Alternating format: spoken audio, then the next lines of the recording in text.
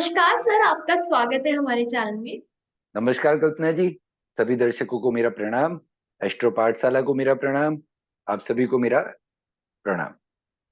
जी sir, आज हम आपसे चर्चा करेंगे बुध ग्रह के ऊपर। हमने अपनी लास्ट वीडियो में आपसे सूर्य, चंद्र और मंगल के ऊपर चर्चा की थी। आज हम आपसे बात जी करेंगे बुध बिल्कुल। ग्रह के ऊपर कि जब बुध ग्रह बाकी ग्रहों के साथ होता है तो क्या होता है। और सबसे पहले हम आपसे ये जानेंगे कि बुध ग्रह है क्या। जी बिल्कुल। सभी दर्शकों को एस्ट्रो गुरु दीपक जैन का प्रणाम। मेरे पीछे के एपिसोड आपको शायद पसंद आए होंगे। कोई क्षति रह गई हो तो माफ कीजिएगा। आज हम बुध ग्रह की बात करते हैं। शास्त्रों के अनुसार बुध की उत्पत्ति गुरु की पत्नी तारा से और चंद्रमा के वजह से उन दोनों के प्रेम संबंध से बुध की उत्पत्ति हुई हुई है। बुद्ध को जब इस बात का पता चला तब वो एक घोर तपस्या में चले गए, जिससे विष्णु भगवान प्रसन्न होके और उनको ग्रह का स्थान दिया। बुध हमारे जीवन में वाणी पे प्रभुत्व करने वाला ग्रह है। जिसका बुध सही हो उस बंदे का सब हरियाला होता है, जैसे कि कोई भी हरी चीज पे बुध का प्रभुत्व रहता है। यदि जो हमारा बुध कमजोर है तो घर पे यदि जो पेड़ पौधे उगाए जाए, हरा कलर यूज किया जाए तो बुध उससे सही हो जाता है। यानी जहां पर हरियाली है वहां पर बुध है। बुध बुद्धि का, विद्या का, उसका भी कारण माना जाता है। बुध का वाणी पे प्रभुत्व होता है, व्यापार पे प्रभुत्व होता है। बड़े बड़े व्यापारियों को बुध का प्रभुत्व वाला माना जाता है। बुध से पंच महापुरुष योग का योग भी बनता है, जिससे वो व्यक्ति बहुत ऊंचे पद पे आसीन होता है, लेकिन वो पद सरकारी ना होके ज्यादातर व्यापारी वर्ग का पद काफी देखा गया है। चार्टर्ड अकाउंटेंट की कुंडली या तो किसी भी गणितज्ञ की कुंडली में भी बुध का बहुत महत्व रहा है। गुरु के साथ में बुध को भी गुरु की तरह ही बुद्धि और विद्या का कर्ता माना गया है। बुध की यदि जो हम बात करें तो बुध सूर्य से सबसे नजदीक का ग्रह माना जाता है। सूर्य की गति के आसपास ही बुध हमेशा रहता है। बुध जब सूर्य से 10 डिग्री के अंदर आता है तब अस्त हो जाता है और बाहर जाता है तब उदय हो जाता है। बुध सूर्य चंद्र राहु केतु की तरह नहीं है। बुध सूर्य चंद्र और राहु केतु जैसे सूर्य और चंद्र सिर्फ और सिर्फ मार्गी होते हैं, राहु केतु वक्री ही होते हैं। परंतु अन्य 5 ग्रह वक्री और मार्गी दोनों होते हैं। उसी तरह से बुध भी वक्री और मार्गी दोनों रहते हैं। बुध का संबंध वैसे देखा जाए तो शुक्र और चंद्र से ज्यादा मित्रता वाला है।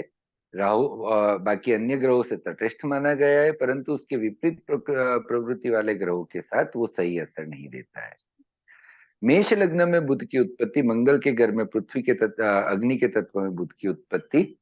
यदि जो बुध जहां पर भी बैठता है तो उस घर के, उस भाव के भाव को विद्या, वाणी और उस चीजों से संपन्न कर देता है। मेष लग्न में बुध अच्छा माना गया है। मेष लग्न में यदि जो बुध स्थित है तो व्यक्ति अपने चपलता के साथ में विद्याधर यानी कि बुद्धिशाली भी होता है। वो कुछ भी कदम उठाता है तो सोच समझ के उठाता है। मेष लग्न वाले और मेष राशि वाले आक्रामक स्वभाव के होते हैं, परंतु बुध के साथ में आने से उनकी आक्रामकता में साथ में बुद्धि और विद्या का भी प्रभुत्व देखा गया है।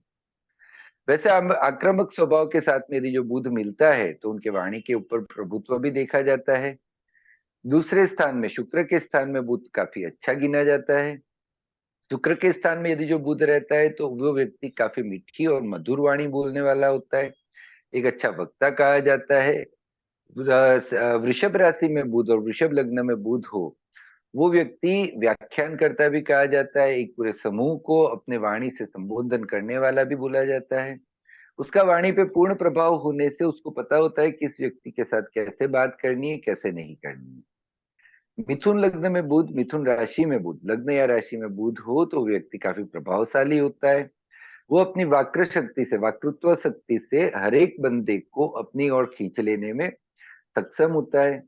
वो एक बड़ा व्यापारी होता है, बहुत बुद्धिशाली होता है। लेखन, पत्रकार, इन सब के कार्यकर्ता भी बुध के अंतर में ही आते हैं।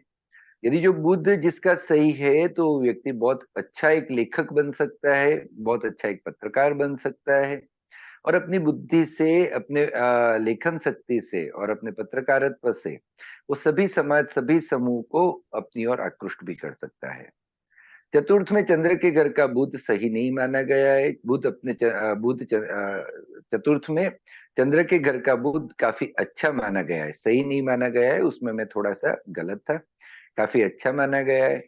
चंद्र के घर के में बुध होने से वो व्यक्ति प्रभावशाली, वाणी पे प्रभुत्व वाला, हर एक समूह में अलग से दिखने वाला एक व्यक्ति होता है। उसकी लेखन शक्ति, जिसको हम आज की तारीख में ब्लॉग राइटर या कंटेंट राइटर भी कह सकते हैं, उसकी लेखन शक्ति पे उसका प्रभुत्व होता है। वो काफी किताबें भी लिखता है और किताबों का उसको शौक भी होता है। स्टेशनरी के व्यापार पे इस बुध का काफी प्रभुत्व देखा गया है। पंचम सिंह राशि में रहा हुआ बुध, सिंह की राशि में बुध सूर्य के एकदम पास में होने से पूर्ण असर दिखने को मिलता है। एक राजा समान व्यक्ति के साथ में बुध होना, यानी कि वो एक व्यवहारिक राजा होता है, एक बुद्धिशाली राजा होता है, एक न्याय प्रिय राजा होता है। राजा का मीनिंग ये होता है कि वो सर्वोच्च पद अधिकारी, जो उच्च पद के अधिकारी है, उसमें सूर्य बुध का प्रभुत्व यदि जो सिंह राशि का हो, तो कोई भी निर्णय एक न्याय तुल्य लेता है, और न्याय के समान ही वो तटस्थ रह के कोई भी फैसला करता है। कन्या राशि का बुध स्वगृही माना गया है। कन्या राशि का बुध स्वगृही स्त्रियों पे काफी अच्छा इफेक्ट देता है। कन्या लग्न या कन्या राशि में बुध होना उस स्त्री की चपलता को काफी अच्छा दिखाती है। वो स्त्री विद्याशाली और बुद्धिशाली होती है। अपने बुद्धि और विद्या के बल पे वो संपूर्ण परिवार को एक अच्छे से मैनेज करती है। यदि जो उसके साथ दूसरा कोई अच्छा योग बनता है, तो वो स्त्री समाज में भी काफी आगे हो सकती है। कन्या राशि में बुध कभी भी गलत असर नहीं देता है, अच्छा असर देता है। सप्तम तुला राशि का बुध, अगेन शुक्र के घर का बुध आ गया। यहाँ पे रहा हुआ बुध तुला, यानी कि ना सही ना गलत, तटस्थ रह के और अपना प्रभाव दिखाता है। परंतु विवाह के जीवन में तुला राशि के बुध को अच्छा नहीं माना गया है। उसमें पुरुष की कुंडली में हो तो वो पौरुषत्व को कम प्रदान करता है, स्त्री की कुंडली में हो तो उसके स्त्री तत्व पे भी हानि प्रदान करता है। तुला राशि के अंदर रहा हुआ बुध विवाह जीवन को थोड़ा सा कमजोर भी बनाता है। यहाँ पर बुध यदि किसी और के साथ संयोग में है तो वो देख के उसका निर्णय किया जा सकता है। वृश्चिक राशि में बुध वैसे अच्छा ही माना गया है, परंतु वृश्चिक राशि में बुध यदि जो मंगल के साथ हो तो चमड़ी के रोग भी प्रदान करता है, परंतु उसको यात्राएं काफी करवाता है। धनु राशि के अंदर, गुरु की राशि के अंदर बुध, जो भी कोई व्यक्ति है उसको बहुत अच्छा विद्याधर बनाता है। उसकी जो बुद्धि है उसके अंदर दुगना विकास होता है। कोई अच्छा प्रोफेसर है तो उस प्रोफेसर की नामना होती है। कोई अच्छा पंडित ज्योतिष वो है तो उसका नाम बहुत उच्च होता है। गुरु जहां पर गुरु ही है वहां पर बुद्ध का मिलना यानी बुद्धि को दुगना करना। तो धनु राशि में बुध अच्छा माना जाता है। मकर राशि में शनि के घर का बुध एक बहुत बड़ा व्यापारी बनाता है। शनि कर्म का कारक है। जो भी वो कैरियर या कर्म यानी कि काम करता है उसके अंदर उसको काफी अच्छा प्रोग्रेस दिलवाता है। वैसे ही कुंभ राशि के अंदर भी बुध काफी अच्छा माना जाता है। कुंभ राशि में बुध कभी भी गलत इफेक्ट नहीं देता। 11वें घर में या 11वें घर का कारक में ज्यादातर ग्रह शुभ फलदायी ही होते हैं। यहाँ पर शनि के घर में बुध का मित्र होना यानी उसका ग्रुप और सर्कल बहुत बड़ा होना, वो एक बहुत बड़े संगठन का कार्यकर्ता होना या प्रमुख होना, जैसे बुध की परिस्थिति होती है उसके अनुसार उसका कार्य होता है। मीन राशि में बुध सही नहीं माना गया है। आम ज्योतिषियों के हिसाब से उसको एक नीच का बुध माना गया है। यहाँ पे बैठा बुध अपना फल शुभ नहीं देता है। उस व्यक्ति को नेगेटिव थिंकिंग ज्यादा देता है, उल्टे तरीके से काम करने का, उल्टी चाल से कोई भी कार्य पूर्ण करने का उसको ज्यादा बढ़ोतरी देता है। यदि जो अब हम ग्रह के संबंध की बात करें तो बुध का जी। सूर्य के साथ संबंध काफी अच्छा माना गया है।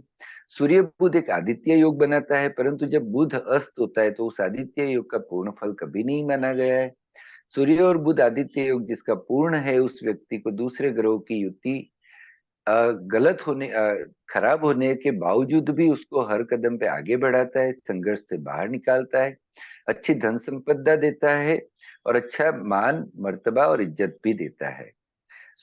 बुध का चंद्र के साथ बैठना उसको जीवन में प्रगति की ओर ले जाता है। बुध और चंद्र वाणी का कारक होने से जो एक गायक कलाकार सिंगर होते हैं, लेखक होते हैं, उन सब में उसका काफी प्रभुत्व देखा गया है। बुध और चंद्र एक बड़ा व्यापारी भी बनाता है। बुध और चंद्र वाला व्यक्ति ट्रैवल का शौकीन और कई जगह यात्राएं करने वाला भी देखा गया है। बुध और मंगल दोनों के एक दूसरे के विपरीत प्रवृत्ति वाले ग्रह होने से वैसे ये एक तरह से अच्छा है, लेकिन दूसरी तरह से चमड़ी के रोग प्रदान करने वाला भी देता है। मंगल की आक्रामकता में बुध की बुद्धि आने से ये इस योग को मैं सही कहूंगा। बुध और गुरु का प्रभाव उसके बुद्धि में बढ़ोतरी देता है, उसके दिमाग, उसका सोचना, उसका जो प्रभुत्व है उसमें दुगना बढ़ोतरी देता है। परंतु बुध और गुरु, एक्चुअली बुध देखा जाए तो चंद्र का पुत्र, और तारा ने जो गुरु के छल कपट करके चंद्र के साथ गए थे, उस वजह से बुध और गुरु थोड़े अपोजिट प्रवृत्ति में भी आते हैं। गुरु की महादशा में बुध की अंतर्दशा कभी भी सही फल प्रदान नहीं करती, वैसे ही बुध की दशा में गुरु की अंतर्दशा भी सही फल प्रदान करने वाली नहीं गिनी गई है। काफी जन्म कुंडलियों में अधिकतर मृत्यु का कारण गुरु में बुध की अंतर्दशा और बुध में गुरु की अंतर्दशा भी माना गया है। इस अंतर्दशाओं में हार्ट अटैक की बीमारी भी आने की संभावना बहुत रहती है, चमड़ी के रोग और किसी भी असाध्य रोग की बीमारी भी इसमें लगने की संभावना रहती है, यदि जो राहु और शनि साथ में हो तो, राहु केतु या शनि साथ में हो तो। बुध की शुक्र के साथ युति स्त्रियों की कुंडली में काफी चंचल स्त्री बनाती है और पुरुषों की कुंडली में स्त्रियों की तरफ काफी आकृष्ट करती है, मीठी और मधुर मधुर वाणी प्रदान करती है। अपना जहां पर स्वार्थ हो, वो अपनी वाणी के प्रभुत्व से अपना स्वार्थ निकालने वाला ये ग्रह की युति यहाँ पे प्रदान करती है।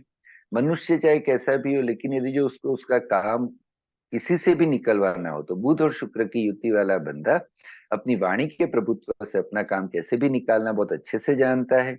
बुध और शनि एक बहुत अच्छा व्यापारी बनाता है। शनि जहाँ पर लोहे का, मशीनरी का, काली चीजों पे प्रभुत्व रखने वाला ग्रह है, वहां पर बुध के मिलने से इन चीजों के प्रभाव वाले ग्रहों के व्यापारियों को बहुत अच्छी प्रगति देता है, बहुत मुनाफा देता है और आगे जीवन में बहुत बढ़ाता है। बुध और राहु की युति, राहु एक ऐसा ग्रह है जो किसी के भी कंट्रोल में नहीं आता, परंतु बुध एक ऐसा ग्रह है कि जो राहु और बुध की अच्छी मित्रता होने से बुध और राहु का युति बहुत अच्छा माना गया है। राहु सिर्फ और सिर्फ बुध से कंट्रोल होता है, यानी कि राहु को कभी भी कुछ भी उपाय बताना, राहु के प्रभुत्व वाली कुंडली के उपाय में बुध के उपाय का काफी महत्व भी माना गया है। बुध और केतु की युति सही नहीं मानी गई है। बुध और केतु अपोजिट प्रवृत्ति वाले ग्रह है, जिसकी वजह से केतु और बुध का होना बुध को खराब करता है। उस मनुष्य की बुद्धि और वाणी के अंदर कठोरता पैदा करता है, बुद्धि उसकी स्तंभन कर देता है, वो कब क्या सोचता है वो उसको भी समझ में नहीं आता और उसके निर्णय सही नहीं हुआ करते। बुध का नॉर्मली प्रभाव हर एक कुंडली के अंदर नेगेटिव बहुत कम देखा गया है, पॉजिटिव ही पाया गया है, परंतु किसी वजह से, कोई योग और युति की वजह से यदि जो बुध सही नहीं है तो उस मनुष्य को जितना हो सके उतना हरियाली के आसपास रहना चाहिए। अपने घर में पेड़ पौधे लगाने की सुविधा हो तो कोई ना कोई तरह का पौधा लगाना चाहिए। तुलसी का पौधा जो हमारे शास्त्र में काफी अच्छा माना गया है, उसकी रोज सेवा पूजा करनी चाहिए। बुध हरे रंग का कारक है, यानी घर के अंदर यदि जो बुध आपका कमजोर है तो घर या ऑफिस में, आपकी कैबिन में या आपकी जगह पे हरा रंग थोड़ा सा करवाना चाहिए। बुध की डिग्री के अनुसार उसका लाइट कलर या डार्क कलर डिसाइड करना चाहिए। बुध को सही करने के लिए यदि जो आपके शरीर में किसी तरह का रोग हो तो जब आप दातुन करो तब थोड़ी सी फिटकड़ी का इस्तेमाल करना चाहिए।